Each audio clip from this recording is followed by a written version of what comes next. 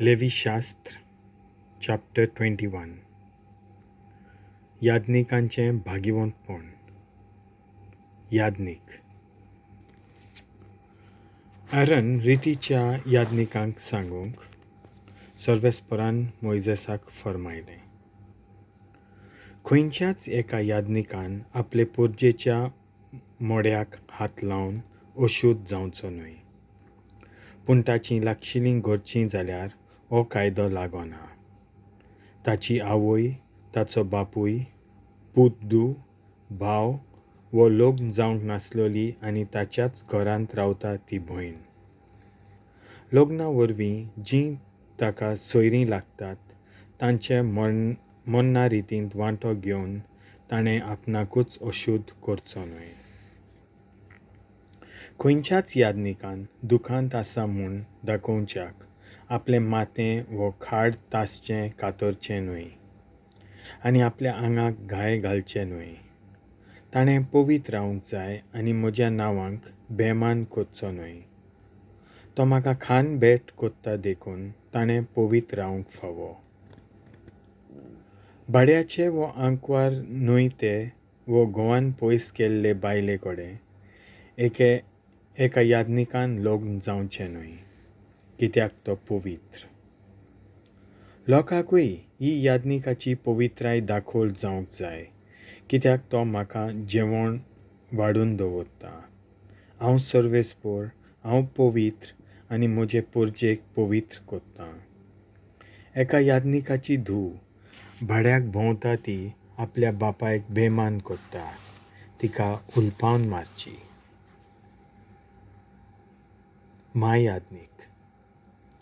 याज्ञनिकाची तकली पवित्र तेलान माखलोली आनी याज्ञनिकाची वस्त्रां घालूंक ताका भेटयला. देखून आपूण दुखांत आसा म्हूण दाखोवंक ताणें आपले केंस उगयनासतना सोडचे न्हय, वो आपलीं वस्त्रां पिंजची न्हय. म्हाका ताची भेट केलोली आसा त्या पासत ताणें आपणाकूच अशुध्द करून घेवचो न्हय. ताचो बापूय वो आवय जाल्यार मेल्लें मोडें आसा त्या घरांत भितर सरून म्हजो तंबू ताणें सोडून दिवचो न्हय आनी हे परी तो बोश्टावचो न्हय.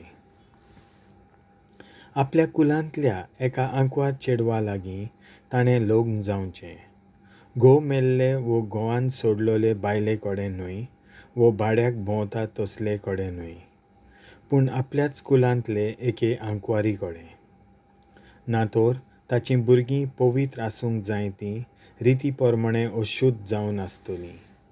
हांव सर्वेस्पर आनी म्हजो महायाज्ञनीक कसो हांवें ताका कुशीन काडला. याज्ञनिकपणाक आडखोली. आरोनाक कोलीत करून सर्वेस्परान मोइसेसाक फरमायलें.